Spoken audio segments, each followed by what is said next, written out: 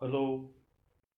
જનતા વિદ્યાલય જાળિયા પરિવાર વતી ફરી એક વખત ધોરણ 11ના એસપીસીસીના આ વર્ચ્યુઅલ વર્ગખંડમાં સૌ વિદ્યાર્થીઓ અને અન્ય સુજ્ઞ વાલીઓ પરિચિતો આપ સૌનું હાર્દિક સ્વાગત કરું છું. એસપીસીસીના સેક્રેટરીયલ પ્રેક્ટિસ વિભાગમાં પ્રકરણ 1માં આપણે સેક્રેટરી એટલે શું, એનું મહત્વ અને સેક્રેટરીના જુદા જુદા પ્રકારો વિશે ચર્ચા કરી. એ ચર્ચા દરમિયાન મેં તમારી સાથે વાત કરી હતી કે સેક્રેટરીના જે 6 પ્રકારોની ચર્ચા આપણે કરીએ છીએ એ પૈકી ત્રીજો જે પ્રકાર છે કંપની સેક્રેટરી, એની જ ચર્ચા આપણે આગળ કરવાની થશે. બાકીના જે 5 પ્રકારો છે એ ફક્ત આપણે આપણી જાણકારી માટે પ્રકરણ 1 પૂરતા જ યાદ રાખવાના હતા, જેમાં ખાનગી સેક્રેટરીથી માંડીને મંડળના સેક્રેટરી સુધીના પ્રકારોની આપણે વાત કરી હતી. આપણા માટે અગત્યનું છે કંપની સેક્રેટરી, જેના 2 પેટા પ્રકારો એની વાત આપણે પ્રકરણ 1માં કરી. એની ફરજોની વાત આપણે પ્રકરણ 1માં કરી કે સામાન્ય સેક્રેટરી શું કરશે અને વહીવટી સેક્રેટરી શું કરશે. અલ્ટિમેટલી આ બંને કંપની સેક્રેટરીની વ્યાખ્યામાં આવે છે, ના પ્રકારમાં પણ આવે છે. એટલે આપણે કંપની સેક્રેટરી છે એનું પ્રકરણ 2 છે એની ચર્ચા આપણે અહીંયા શરૂ કરીએ છીએ. વિદ્યાર્થી મિત્રો, ગ્લોબલાઇઝેશન આપણે શબ્દ તો બહુ સારી રીતે સાંભળીએ છીએ. વૈશ્વિકરણ થઈ રહ્યું છે દુનિયામાં. હવે દેશ વચ્ચેના વાડાઓ છે, બંધનો છે, સીમાઓ છે, એ વ્યાપારના સંદર્ભમાં નાબૂદ થઈ ચૂકી છે. આપણો દેશ છે એ ચીનની પ્રોડક્ટ વેચે છે, આપણો દેશ છે અમેરિકાની પ્રોડક્ટ વેચે છે, આપણો દેશ છે જાપાનની પ્રોડક્ટ વેચે છે. આપણી પ્રોડક્ટ, આપણું ઉત્પાદન છે એ બીજા દેશોમાં નિકાસ થાય છે, ત્યાં વેચાય છે. એટલે કંપનીઓ છે એ નાની કંપનીઓ પણ અસ્તિત્વ ધરાવે છે, મધ્યમ પ્રકારની કંપનીઓ પણ અસ્તિત્વ ધરાવે છે, અને મોટી અને આંતરરાષ્ટ્રીય બજારમાં જેનું નામ છે એવી બહુરાષ્ટ્રીય કંપનીઓ પણ બજારમાં અસ્તિત્વ ધરાવે છે. માર્કેટ છે એ બહુ વિકસી ચૂક્યું છે. અવનવા ફેરફારો છે એ રોજબરોજ આ કોમર્સના ક્ષેત્રમાં, વેપારના ક્ષેત્રમાં આવી રહ્યા છે. અને ત્યારે 2013ની અંદર ભારત સરકારનો નવો કંપની ધારો અમલમાં આવ્યો. ફરીથી યાદ રાખજો, નવો કંપની ધારો 2013માં ભારત સરકારે ઇમ્પોઝ કર્યો, અમલમાં આવ્યો. અને એમાં એક શરત એવી છે કે જે કંપનીની ભરપાઈ થયેલી મૂડી 5 કરોડ કરતા વધારે હોય, જે કંપનીની ભરપાઈ થયેલી મૂડી 5 કરોડ કરતા વધારે હોય એવી કંપનીએ ફરજિયાત રીતે કંપની સેક્રેટરીની નિમણૂક કરવી પડશે. એટલે વ્યાપાર ધારાની જોગવાઈ મુજબ, કંપની ધારાની જોગવાઈ મુજબ દરેક મોટી કંપનીની વ્યાખ્યા સ્પષ્ટ થઈ કે જે કંપનીની ભરપાઈ થયેલી મૂડી 5 કરોડ કે એ કરતા વધારે હોય એમણે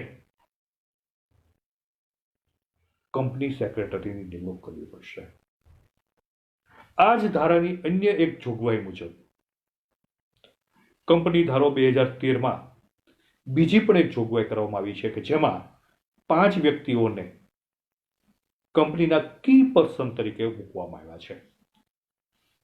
એને ટૂંકમાં નામ આપવામાં આવ્યું છે KMP. કે મીન્સ કી,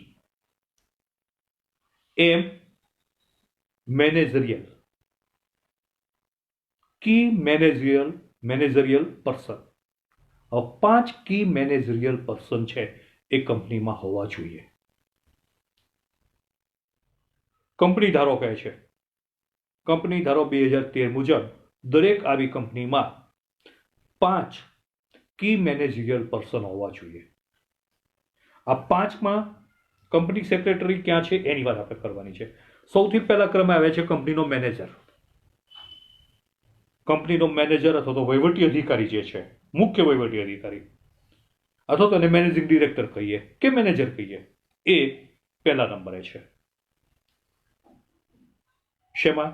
KMPમાં, કી મેનેજરિયલ પર્સન. ફર્સ્ટ કંપનીનો મેનેજિંગ ડિરેક્ટર અથવા તો કંપનીનો મેનેજર અથવા તો ગુજરાતીમાં કહીએ તો મુખ્ય વહીવટી અધિકારી. બીજા ક્રમે આવે છે કંપની સેક્રેટરી, કે જેની આપણે અહીંયા ચર્ચા કરવાની છે. ત્રીજા ક્રમે છે મુખ્ય નાણાકીય અધિકારી, કંપનીનો મુખ્ય નાણાકીય અધિકારી. ચોથા ક્રમે છે પૂર્ણ સમયનો ફૂલ ટાઈમ જે સંચાલક હોય એ. અને 5મા નંબરે છે કંપની ધારા મુજબ જે જાહેર કરવામાં આવે એ 5મો અધિકારી. એને ચોક્કસ અધિકારીને અહીં મેન્શન કરેલા નથી. પણ આ 5માં બીજું સ્થાન કંપની સેક્રેટરીનું છે. કોના પછી? તરત જ મેનેજિંગ ડિરેક્ટર પછી તરત જ, કંપનીના મેનેજર પછી તરત જ જવાબદાર વ્યક્તિ તરીકે ચાવીરૂપ સ્થાન કોઈનું હોય તો એ કંપની સેક્રેટરીનું છે. એટલે આ કંપની સેક્રેટરી છે એનું કંપનીમાં બહુ ઊંચો હોદ્દો છે, બહુ ઊંચું સ્થાન છે, બહુ ઊંચી જવાબદારીઓ પણ છે. અને જ્યારે આવી મોટી કંપની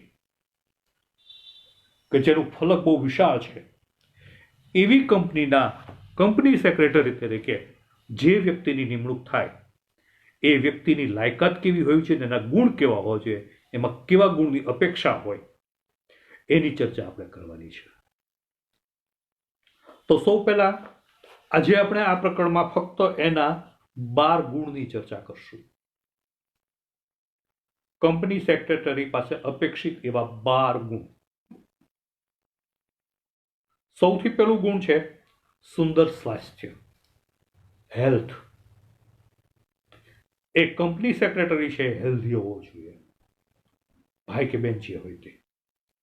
શું કામ? મોટી કંપની છે, અનેક કામ છે, કોઈ એક શિડ્યુલમાં કામ થશે નહીં, ચોક્કસ સમયમાં કામ થશે નહીં. તમારે રોજબરોજની જિંદગી છે એની નિયમિતતા ખોરવાઈ જવાની પૂરી સંભાવના છે. તમે એક ચોક્કસ સમયમાં બંધાઈને કામ કરી શકશો નહીં. 11 થી 5નો સમય છે એ કામ કરી શકશો નહીં. તમારી લાઈફમાં એ ઘણી મુસાફરી આવશે, ઘણી બધી અલગ અલગ સમય કરવાની મીટિંગો આવશે, કામનું બર્ડન હશે.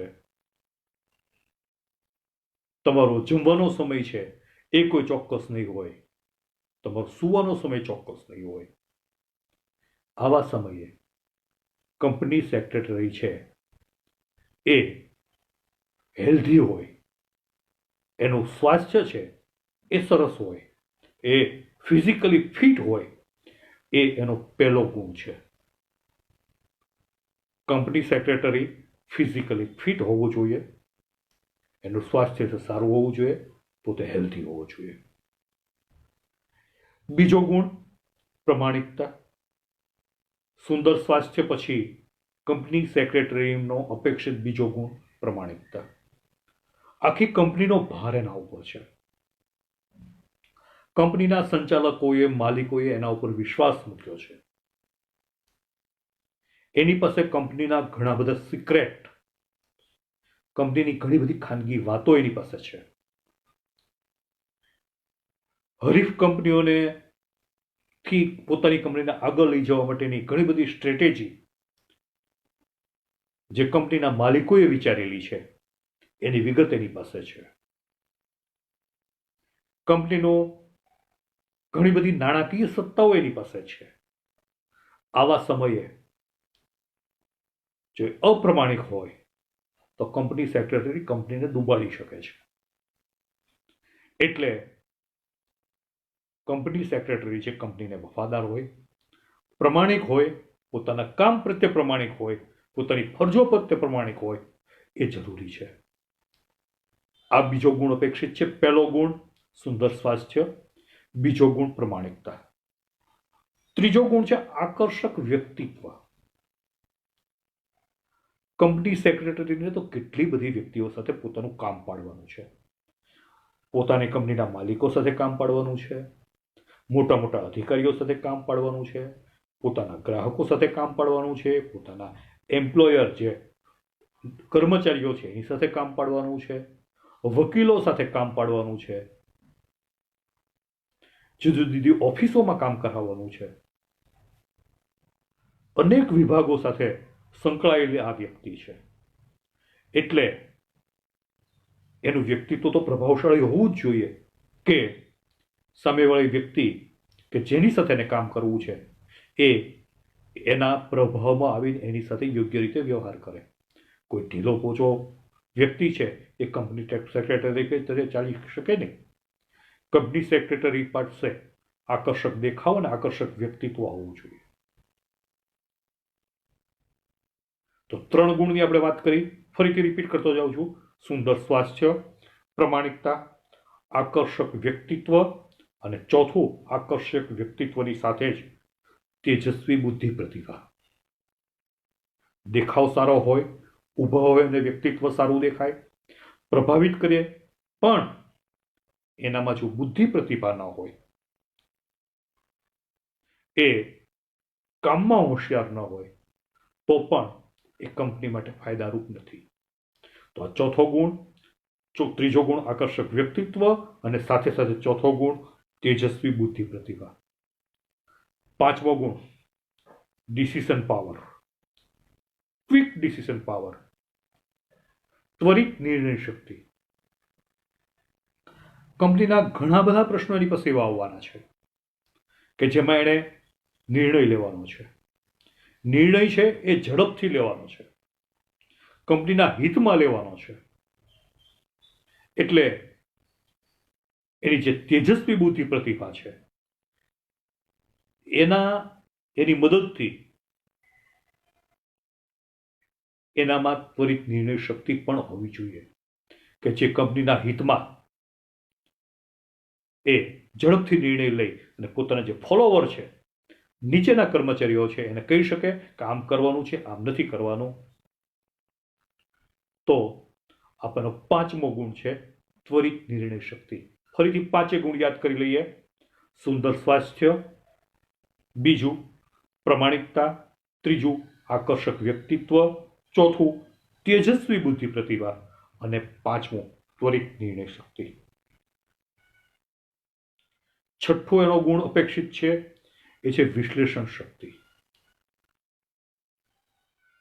કોઈ પણ ઘટના બને છે, કોઈ પણ મુદ્દો ઉપસ્થિત થાય છે, કોઈ પણ પ્રશ્ન ઉપસ્થિત થાય છે, અથવા તો કોઈ સમસ્યા છે, એનો ઉકેલ લાવવો છે, ત્યારે એ પ્રશ્ન છે એનું વિશ્લેષણ એ સારી રીતે થવું જોઈએ. અને કોણ કરશે? કંપની સેક્રેટરી કરશે. એટલે એને કોઈ પણ પ્રશ્નને જુદા જુદા એંગલથી જોઈ અને એને જે પ્લેટફોર્મ ઉપર રજૂ કરવાની છે, જેમને એ વાત સમજાવવાની છે, એની પાસે એ સમસ્યાનું અથવા તો એ પ્રોજેક્ટનું કે એ વાતનું વિશ્લેષણ કરી શકે, વાતને જુદા જુદા એંગલથી રજૂ કરી શકે.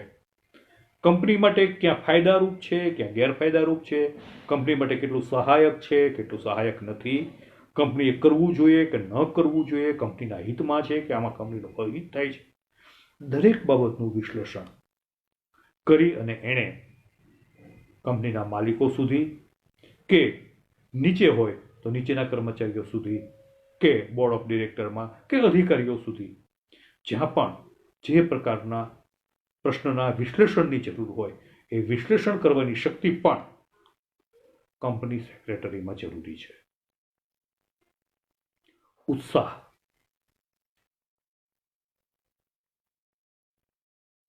આ બધા એવા મુદ્દા છે કે દરેક વ્યક્તિમાં જરૂરી છે. એ જ રીતે કંપની સેક્રેટરીની વાત કરીએ છીએ ત્યારે એમાં ઉત્સાહની બહુ જરૂર છે. કોઈ પણ કામમાં એ પહેલ કરે, કોઈ પણ કામને ઉત્સાહથી ઉપાડી લે, એ કામને પોતાનું મિશન બનાવી દે અને કંપનીના હિતમાં એ એક મોડેલ પુરવાર થાય બીજા કર્મચારીઓ માટે, એટલો ઉત્સાહ કંપની સેક્રેટરીમાં હોય, એ પણ એક ગુણ અપેક્ષિત છે. વફાદારી, જે વાત આપણે પ્રમાણિકતામાં કરી એ જ વાતને જુદી રીતે રજૂ કરીએ તો એ કંપની પ્રત્યે, પોતાની જાત પ્રત્યે કે પોતાના લાભ કરતા કંપનીના લાભ માટે વધારે ઉત્સુક હોય, એ એની કંપની પ્રત્યેની વફાદારી સૂચવે છે.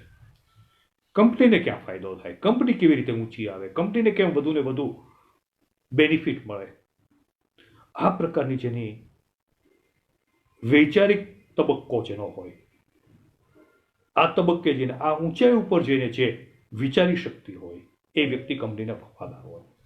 એટલે પોતાની જાત માટે નહીં, પોતાના ભલા માટે નહીં, પણ કંપનીના ભલા માટે જે વિચારે એવી વફાદારી પણ એના ગુણમાં સમાવેશ છે. આત્મવિશ્વાસ, સેલ્ફ કોન્ફિડન્સ, બહુ જવાબદાર વ્યક્તિ છે કંપની સેક્રેટરી. એટલે આપણે વાત કરી કે જે 5 KMP છે, કી મેનેજરિયલ પર્સન, એમાં દ્વિતીય ક્રમે કંપની સેક્રેટરી આવે છે. એટલે આ કંપની સેક્રેટરીની ખૂબ મોટી જવાબદારી છે. નવા કામ એને કરવાના છે, પ્રશ્નો છે એને ઉકેલની દિશામાં એને આગળ વધવાનું છે, કંપનીને આગળ લઈ જવાની છે. એ ઉત્સાહથી ભરપૂર છે, એ ગુણ અપેક્ષિત છે એનામાં. સાથે સાથે અપેક્ષિત છે એનામાં આત્મવિશ્વાસ હોવો જોઈએ કે હું કરું છું, હું આ વસ્તુને સફળતા સુધી પહોંચાડીને રહીશ, અને હું કરું છું, હું એને પુરવાર કરીને રહીશ, અને હું જે કરું છું એ વિશ્વાસથી એ આગળ લઈ જશે એ કામને. એટલે એ ઢીલો પોચો વ્યક્તિ નહીં કે હારવાથી ડરવા વાળો વ્યક્તિ નહીં, પણ જીત માટે જે કટિબદ્ધ હોય એટલો આત્મવિશ્વાસ એનામાં હોય, એ પણ જરૂરી છે. ફરીથી 9 ગુણની આપણે ચર્ચા કરી, 9 ગુણની આપણે રિપીટ કરી લો, પછી પાછળના 3 ગુણની વાત કરીએ. પહેલો ગુણ સુંદર સ્વાસ્થ્ય, હેલ્થ. બીજું પ્રમાણિકતા. ત્રીજું આકર્ષક વ્યક્તિત્વ. ચોથું તેજસ્વી બુદ્ધિ પ્રતિભા. પાંચમું નિર્ણય શક્તિ. છઠ્ઠું વિશ્લેષણ શક્તિ. સાતમું ઉત્સાહ. આઠમું વફાદારી. અને નવમું આત્મવિશ્વાસ. 10મું કુનેહ અને ચપળતા. પ્રશ્નની આંટી ઘૂંટીને ઉકેલવી એનું નામ કુનેહ. કંપની હશે, ઘણા બધા પ્રશ્નો પોતાની પાસે આવશે, કર્મચારીઓના આવશે, અધિકારીઓના આવશે, કેટલી બધી ગૂંચો હશે. એમાંથી સિફતપૂર્વક કંપનીને કોઈ પ્રકારનું નુકસાન ન થાય, અથવા તો થવાનું હોય તો ઓછામાં ઓછું થાય, એવી રીતે કંપનીના હિતમાં એ સમસ્યાનો ઉકેલ લાવવો, એને માટે જરૂરી છે કુનેહ અને ચપળતા.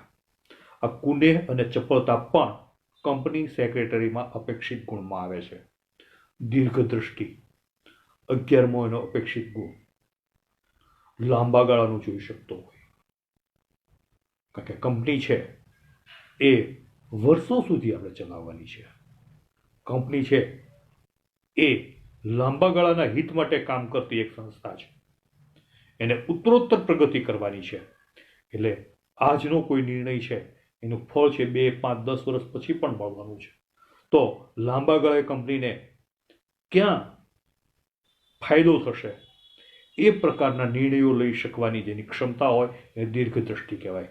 આજે કે દેખીતો ટૂંકા ગાળાનો ફાયદો નહીં, પણ કંપની છે એને લાંબા ગાળા સુધી એનો બેનિફિટ મળ્યા કરે, લાંબા ગાળે સુધી એને કંઈ વાંધો ન આવે, એ પ્રકારના નિર્ણયો, કે એ નિર્ણયો લેવાથી કંપનીને ભવિષ્યમાં પણ કોઈ મુશ્કેલી નહીં પડે અને ભવિષ્યમાં પણ ફાયદો થશે, એ પ્રકારના નિર્ણયો લેવાની જે આવડત છે, દ્રષ્ટિ છે, વિઝન છે, એને દીર્ઘદ્રષ્ટિ કહે છે.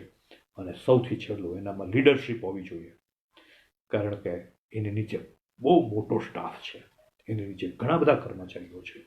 એટલે કોઈ પણ કામની પહેલ કરવાની વૃત્તિ, લીડરશિપ, આગેવાની લેવાની વૃત્તિ એનામાં હોવી જોઈએ, કે ચાલો હું આની આગેવાની લઉં છું, તમે મને બધા ફોલો કરો.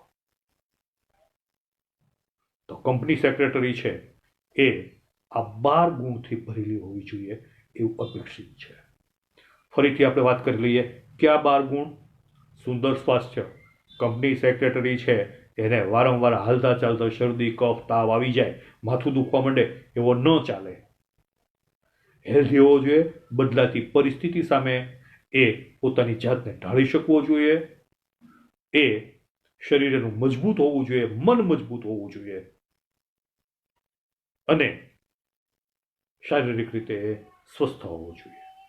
બીજું, પ્રમાણિક હોવો જોઈએ.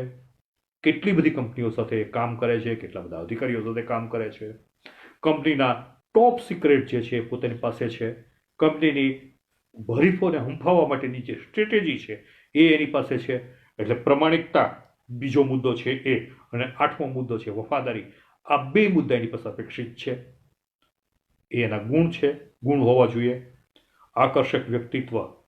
સામેવાળો વ્યક્તિને પોતાની સાથે વાત કરવા અને સન્માનપૂર્વક વાત કરવા મજબૂર કરે એટલું સરસ મજાનું વ્યક્તિત્વ, અને સાથે સાથે એટલી જ તેજસ્વી બુદ્ધિ પ્રતિભા કે પોતાની વાત છે એ સાચી વાતને સાચી સાબિત કરી બતાવી શકે, પોતે એટલી દલીલો કરી શકે, કંપનીના હિતમાં એ નિર્ણય લેવડાવી શકે. કાયદાનું જ્ઞાન હોય, એને વ્યવહારિક જ્ઞાન હોય. આ બધું એનું બુદ્ધિ પ્રતિભામાં આવે છે. એનામાં ત્વરિત નિર્ણય શક્તિ હોવી જોઈએ. સાથે સાથે વિશ્લેષણ શક્તિ હોવી જોઈએ. કોઈ પ્રશ્ન કે કોઈ પ્રોજેક્ટનું એ જુદા જુદા એંગલથી વિશ્લેષણ કરી શકવો જોઈએ અને એનામાં નિર્ણય શક્તિ હોવી જોઈએ. ઉત્સાહથી ભરપૂર હોવો જોઈએ. વફાદારીની વાત આપણે કરી ચૂક્યા. એનામાં પ્રશ્નોને ઉકેલવાનો કુનેહ, પ્રશ્ન ન ઊભો થાય એ માટેની પણ કુનેહ જોઈએ. પ્રશ્ન ઊભો થાય તો એને કંપનીના હિતમાં, કંપનીને નુકસાન ન થાય એ રીતે એને ઉકેલવાની કુનેહ અને ચપળતા એનામાં હોવી જોઈએ. કંપનીને લાંબા સમય સુધી ફાયદો થાય એવો નિર્ણય લઈ શકે, એવા નિર્ણયો લઈ શકે, એવી પોલિસીઓ ઘડી શકે, એવી દીર્ઘદ્રષ્ટિ એનામાં હોવી જોઈએ. અને સૌથી છેલ્લે એનામાં લીડરશિપના ગુણ હોવા જોઈએ. તો મિત્રો, ધોરણ 11 SPCCના સેક્રેટરીયલ પ્રેક્ટિસ વિભાગના પ્રકરણ 2ના ભાગ 1માં આપણે અહીં સુધીની વાત કરીએ છીએ. હવે પછીના પીરિયડમાં આપણે કંપની સેક્રેટરીની લાયકાતોની વાત કરશું. કારણ કે અહીંયા આપણે કરી છે એ કંપની સેક્રેટરીના ગુણની વાત કરી છે, જે 12 ગુણની આપણે અહીંયા ચર્ચા કરી. એને ફરી વખત વાગોળી જજો. ફરીથી ટૂંક સમયમાં પાછા અહીં જ આવી જ રીતે વર્ચ્યુઅલ ક્લાસરૂમમાં મળીએ છીએ. ત્યાં સુધી જય હિન્દ, જય ભારત.